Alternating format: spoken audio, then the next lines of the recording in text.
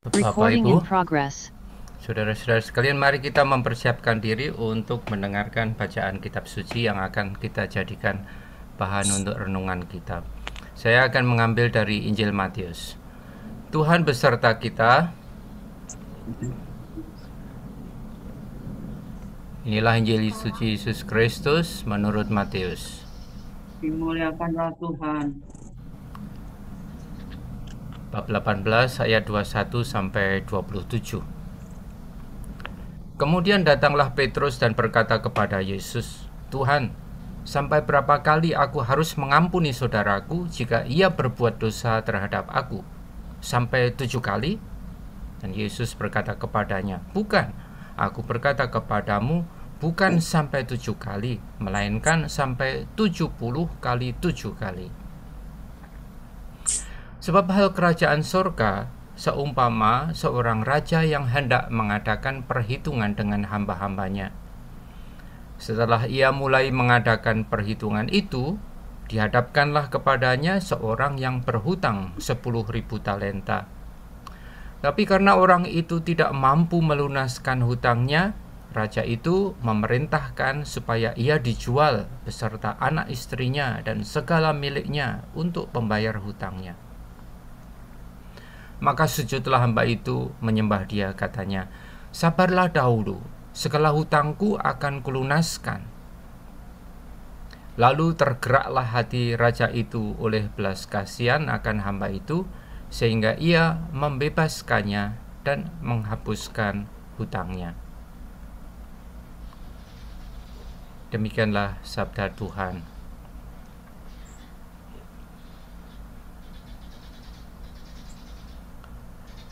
Bapak Ibu, saudara-saudara sekalian, saya tidak membaca lebih banyak lagi dari Injil itu, tapi saya kira Bapak Ibu dengan mudah mengingat cerita yang ringkas bahwa pertama-tama Yesus bertanya bagaimana harus mengampuni, dan Yesus menjawab pengampunan itu tuntas, harusnya setuntas mungkin, sampai dengan perumpamaan 70 kali 7. Lalu diceritakan seorang hamba yang berutang dan utangnya itu dibebaskan oleh tuannya, dan karena tuannya itu tergerak oleh belas kasihan. Nah, kalau kemudian kita membaca ayat-ayat berikutnya, lalu justru akan diceritakan hal yang sebaliknya terjadi. Jadi hamba yang dihapuskan hutangnya itu keluar dan dia berjumpa dengan hamba lain yang punya utang kepadanya, tapi dia tidak melakukan seperti yang ia alami, dan orang lain yang berutang itu malah dimasukkan ke penjara sampai melunaskan hutangnya. Nah, karena itu lalu teman-teman yang lain sedih melihat tingkah laku hamba yang tidak tahu diri ini, dan kemudian dia dilaporkan kepada tuannya, pada tuan yang tadi menghapuskan hutangnya itu, dan tuan itu marah. Kalau kita mencoba untuk menggunakan ini sebagai titik tolak renungan kita, yang tadi sebenarnya kita memberi judul mengenai welas asih dari Allah untuk welas asih pada diri sendiri dan welas asih pada sesama, itu sebenarnya kata bahasa Jawa welas asih ya belas kasih. Kita akan mencoba untuk mulai dengan pertanyaan ini. Mengapa pada saat ini begitu banyak orang merasa hidupnya berbeban berat karena rasa bersalah, karena merasa tidak mampu, atau merasa tidak layak, atau tidak berdaya, atau berdosa. Dan karena itu kita tahu banyak acara-acara, entah namanya itu healing atau wellness, atau kemudian orang juga melihat bahwa psikolog itu laku, psikiater itu juga laku menjual obatnya. Banyak orang yang resah, galau, atau hidupnya itu seperti mencari sesuatu dan tidak menemukan. Saya kira itu gambaran dari proses orang yang ingin mencari pemenuhan hatinya, tapi dia tidak menemukan pemenuhan hati itu. Lalu itulah yang terjadi, harapannya tidak sesuai dengan apa yang dia temukan di lapangan dalam hidup sehari-hari, sehingga dia frustrasi, kecewa, dan dengan demikian selalu resah hidupnya. Dan keresahan seperti itu dialami bukan hanya oleh orang yang tidak mampu, yang miskin, juga dialami bahkan oleh orang-orang yang berada. Dan karena itu mereka yang mampu membayar psikolog atau psikiater yang mahal-mahal mencari obatnya dan macam-macam itu. Dan bahkan ada orang yang tidak tahu jalan, ingin menghalau keresahannya ya dengan mengkonsumsi obat-obatan yang bahkan tidak terkontrol. Itu semua membutuhkan uang. Jadi sebenarnya kedamaian, kebahagiaan, dan apa yang dicari orang itu ya tidak dapat terpenuhi hanya oleh uang. Dan maka buktinya seperti itu. Bahkan yang punya uang pun resah kalau tidak bahagia, tidak damai. Nah, ini hal-hal yang biasa dialami manusia sehari-hari, yaitu ada pengalaman-pengalaman kita itu tidak berdaya karena dosa. Kita merasa berdosa, menjadi sadar, dan tetapi tidak bisa lepas dari perasaan bersalah itu. Atau hidupnya tidak bahagia karena seperti seakan-akan dia mengatakan, kok hidup saya ini seperti mendapat hukuman Allah ya. Apa-apa yang saya lakukan gagal. Apa-apa yang saya lakukan itu menemui kesulitan. Atau orang juga merasa kecewa terhadap diri sendiri dan itu mempengaruhi perilaku terhadap orang lain. Orang yang tidak pernah puas dengan dirinya sendiri juga tidak pernah bisa memperlakukan orang lain dengan damai. Dia akan menuntut, bahkan seperti apa yang kurang pada dirinya sendiri diminta dari orang lain. Ada orang yang merasa Tuhan itu tidak adil, dan orang lain memperlakukan kita juga seperti, kok kenapa ya teman-teman itu merendahkan saya dan saya tidak diperlakukan dengan selayaknya, saya merasa menjadi out group di dalam pergaulan. Ada banyak orang yang mengalami seperti itu. Atau bahkan perasaan tidak berharga itu lalu menjadi alasan untuk protes pada Tuhan. Ya ngapain lagi saya berdoa, saya tidak percaya lagi pada Tuhan yang adil, dan lalu dia kehilangan harapan. Atau bahkan karena kemudian orang bisa salah langkah, dia merasa hidup itu ya sebenarnya harus kita sendiri yang menentukan, bahwa hidupku itu ada di tanganku. Maka karena frustrasi seperti itu tidak bisa, banyak orang yang merasa bisa menentukan akhir hidupnya, maka lalu juga terjadi bunuh diri. Jadi bagaimana sebenarnya kita itu perlu menempatkan diri di hadapan Tuhan yang menciptakan kita itu?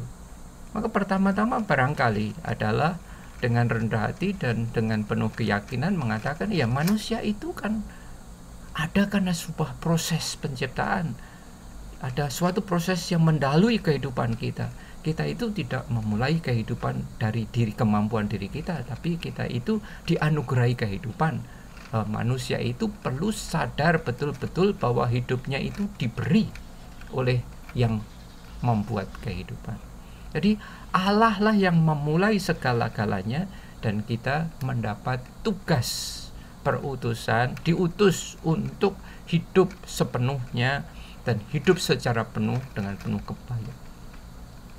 Nah, karena itu sebenarnya perlu kita mulai dengan kesadaran yang paling sederhana, yaitu kalau hidup ini tidak saya mulai dari diri sendiri, itu artinya saya perlu berelasi dengan pencipta saya yang memulai kehidupan.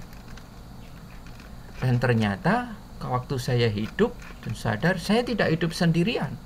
Saya diberi teman, ada teman dalam seperjalanan hidup, teman dalam berkeluarga, dalam pergaulan. Ada orang-orang di sekitar kita yang menjadi sahabat-sahabat, dan itu adalah anugerah. Dan bahkan kita pun diberi kemampuan untuk menemukan dan menjadi sadar, oh Tuhan itu hadir jauh lebih dalam dari lubuk hati yang terdalam. Dia mampu, manusia itu diberi anugerahan, kemampuan, intelijensia untuk memahami apa yang terjadi dalam diri sendiri. Nah, di sini saya mencoba, mari kita mulai dengan gambaran itu. Jadi manusia yang hidup, kalau dia berhasil membangun relasi 3 hal, relasi dengan diri sendiri, relasi dengan orang lain, dan relasi dengan Tuhan.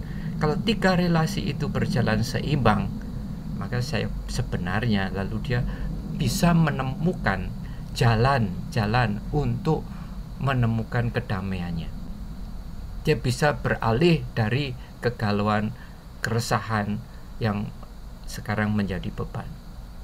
Nah, Jadi sebenarnya mengapa lalu orang tidak bisa menjalin relasi tiga hal itu secara seimbang?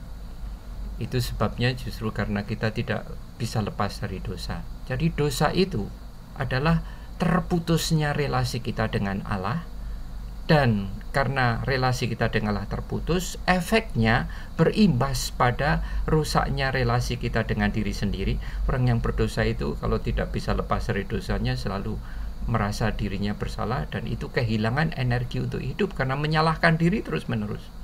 Dan orang yang menyalahkan diri akan menyalahkan sesamanya juga. Nanti kita akan melihat yang sebaliknya.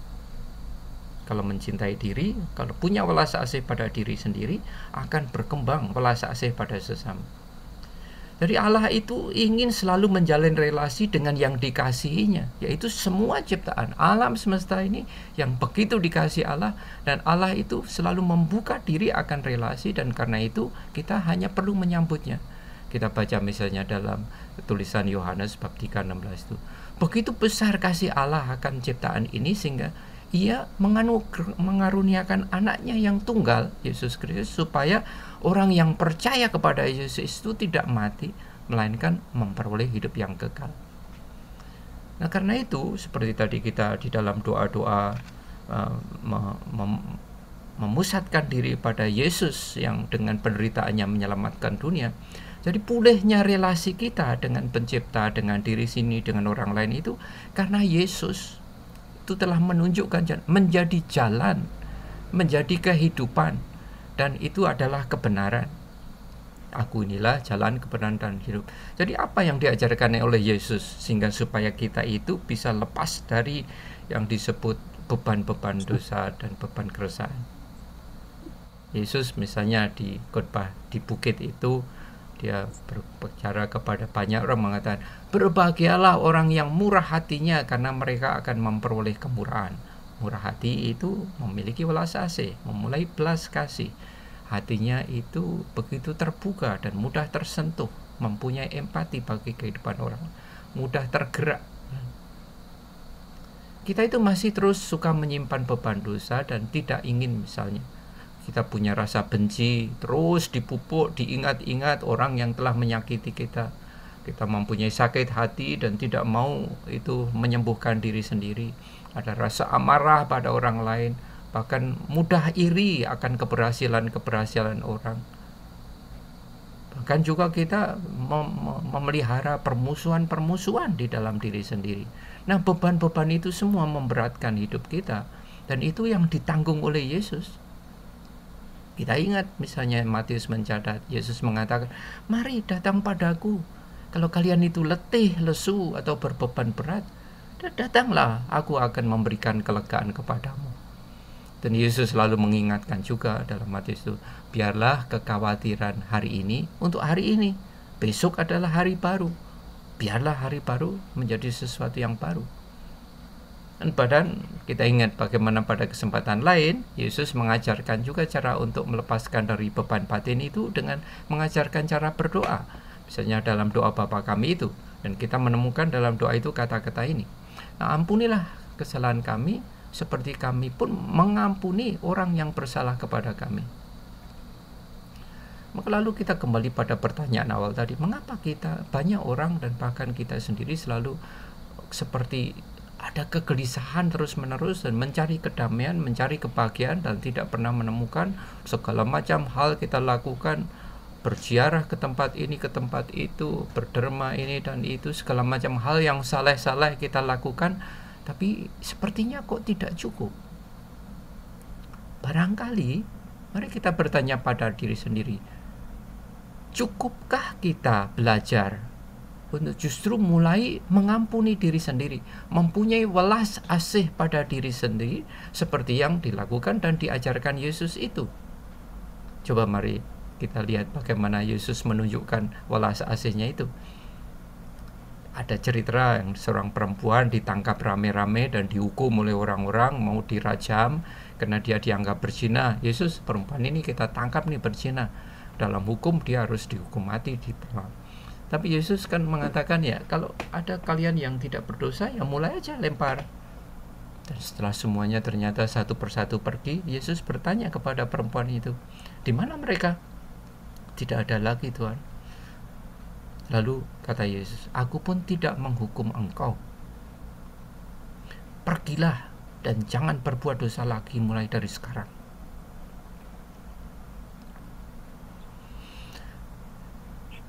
Yesus mengajari pengampunan itu, dan kita perlu mulai mengampuni diri sendiri. Kita itu tidak lepas dari dosa karena itulah manusia.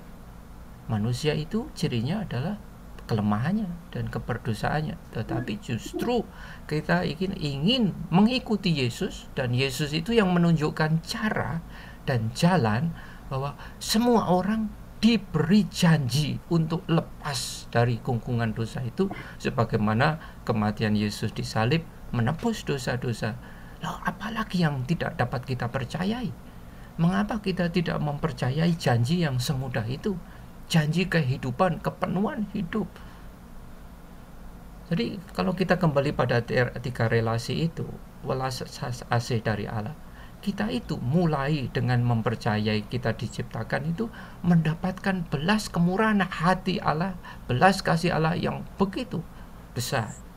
Jadi maka dengan Allah mestinya kita mulai memupuk rasa percaya dan berharap bahwa Allah sungguh memiliki belas asih yang tak terbatas, yang luasnya seperti samudra yang tak bertepi. Dan belas asih Allah ini telah ditunjukkan secara nyata dalam kehidupan Yesus. Tidak ada tradisi agama lain yang sebagaimana Yesus ajarkan itu mulai menyebut Allah itu Bapa, yang begitu dekat, yang begitu kasih, sehingga menunjukkan relasi yang begitu dekat. Agama-agama lain tidak pernah merasa sedekat itu. Maka dengan Yesus pun kita belajar untuk bersikap pasrah, menyerahkan semuanya pada Allah. Untuk, kalau orang Jawa bilang sumele, meletakkan semuanya di hadapan kaki salib Yesus. Ini beban-bebanku, ini kesalahan-kesalahanku, ini hal-hal yang masih menjadi beban pikiran, entah pikiran tentang keluarga, tentang anak, tentang masa depan, tentang penyakit, tentang kerugian, segala macam beban itu, hal-hal yang seperti seakan-akan kita tidak bisa menanggung sendiri. Kita ingin mempercayakan dan menaruhnya di bawah kaki Yesus, seperti Maria ada di bawah kaki salib Yesus. Dan mempercayai belas kasih Allah itu adalah menerima kebaikannya itu untuk kita, dan kebaikan untuk kita itu diterima lewat orang-orang lain. Nah, seperti tampak dalam hidup sehari-hari. Apapun, kalau kita itu mempunyai teman, kalau kita itu punya tetangga, kalau kita punya orang lain yang ada di sekitar kita, pada saat kita memerlukan hal-hal yang perlu sebagai bantuan, tiba-tiba bantuan itu mengalir. Dan kita menerima kebaikan Allah itu sebagai menjadi seperti sesuatu yang indah yang kita lihat sehari-hari. Membuka mata pagi hari, kita melihat sesuatu yang indah dalam kehidupan. Ada sebuah gairah, keinginan untuk hidup, ingin melakukan sesuatu. Kita punya rencana-rencana yang mau, dan itu semua kita alami. Itu kalau kita mau membuka diri pada welas kasih Allah. Dan itu sebenarnya adalah bekal. Dan bekal utama adalah kesadaran itu. Saya menerima kehidupan dari Allah, Dia menciptakan, dan Dia terus-menerus menciptakan ini secara baru. Maka kalau kita bergeser pada poin welas asih pada diri sendiri, welas asih pada diri sendiri itu adalah sikap penerimaan Allah yang menciptakan itu tadi. Dan Allah itu terus memperbarui ciptaan, memperbarui diri kita, dan menyertai hidup kita setiap waktu, dan memberikan kehidupan secara melimpah. Dan menerima memberi welas asih atau mengembangkan welas asih pada diri sendiri itu seperti selalu kita itu ingin melihat bahwa selalu ada second chance, ada kesempatan berikutnya yang ditawarkan pada kita, dan itu yang mau kita gunakan. Jangan setiap kali gagal lalu adalah seperti seakan-akan selesai semuanya. Kalau orang yang berpikir atau 100 atau 0, atau berhasil atau gagal, enggak, ke dalam kehidupan itu ada begitu banyak variasi-variasi keberhasilan, kebahagiaan, kedamaian, yang bukan hanya 0 dan 100%, tapi kadang-kadang kita menerimanya 20% atau 30 atau 40%, 60%, tapi kalau itu disyukuri, itu adalah sesuatu. Dan akhirnya artinya, masih ada kesempatan untuk menggenapi apa yang sekarang baru 60% misalnya. Jadi melihat diri sendiri itu masih layak untuk berkembang dan hidup karena Allah memberi kesempatan. Jadi belajar bersyukur atas apa saja yang dialami. Meskipun itu hal-hal kecil. Setiap pagi hal-hal yang kecil dimulai dan kita syukuri, kita terima, oh ini kesempatan hidup baru. Maka saya kira dari situ kita mulai memupuk yang namanya belas kasih pada diri sendiri.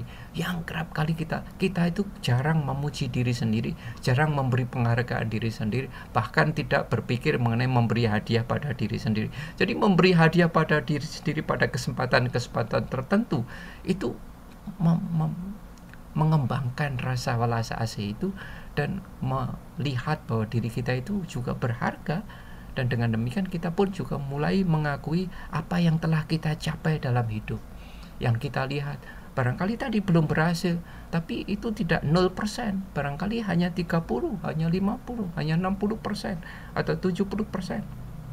Nggak apa-apa, tetapi kita sungguh perlu mengembangkan karena Allah telah mencintai kita, mengapa kita tidak mencintai diri sendiri? Nah, kemudian kalau kita bergeser pada poin yang berikutnya, welas kasih pada sesama.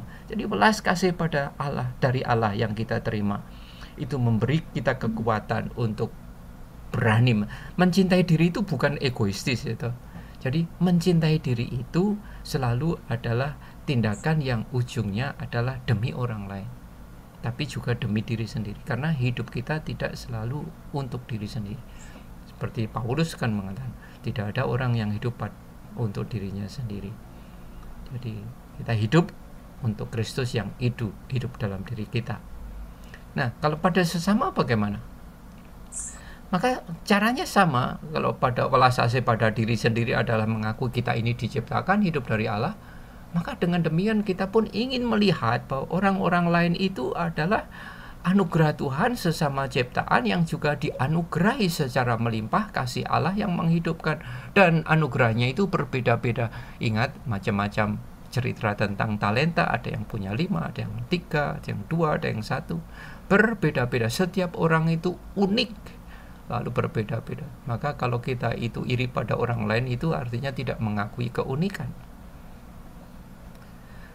Maka kalau pada sesama kemudian kita belajar untuk melepaskan beban-beban batin. Nah, kalau orang lain itu juga ciptaan dan juga dijagai oleh Tuhan, mengapa saya masih menyimpan benci pada orang, menyimpan amarah pada orang, menyimpan iri hati, atau masih memelihara sakit hati? Kenapa kita tidak melepaskan beban-beban itu? Sebenarnya yang kita mulai seperti mau belajar pada Yesus itu, ampunilah, seperti kita mau mengampuni yang bersalah pada orang, pada diri kita. Maka mengampuni orang lain itu adalah sebuah langkah yang real. Tetapi Bapak Ibu, mengampuni orang lain itu ya tidak serta-merta artinya mengubah orang lain. Kita itu hanya bisa mulai dari diri sendiri, dan kita itu tidak pernah bisa mengubah orang lain. Nah, itu jelas-jelas kan dalam keluarga, banyak orang yang berkeluarga dan merasa percaya bahwa bisa mengubah pasangannya, mengubah suaminya, mengubah istrinya, mengubah anaknya, mengubah mertuanya atau apa. Enggak, kita itu tidak bisa mengubah orang lain. Yang bisa mengubah itu adalah dirinya sendiri. Tetapi yang dapat kita lakukan adalah mengubah cara kita memandang orang lain itu dan memperlakukan orang lain seperti itu. Yang dalam kuasa kita adalah cara kita memandang mereka. Yang tadinya dianggap seperti menjengkelkan, ya kita pahami apa sih yang dilakukan kok kita selalu anggap menjengkel.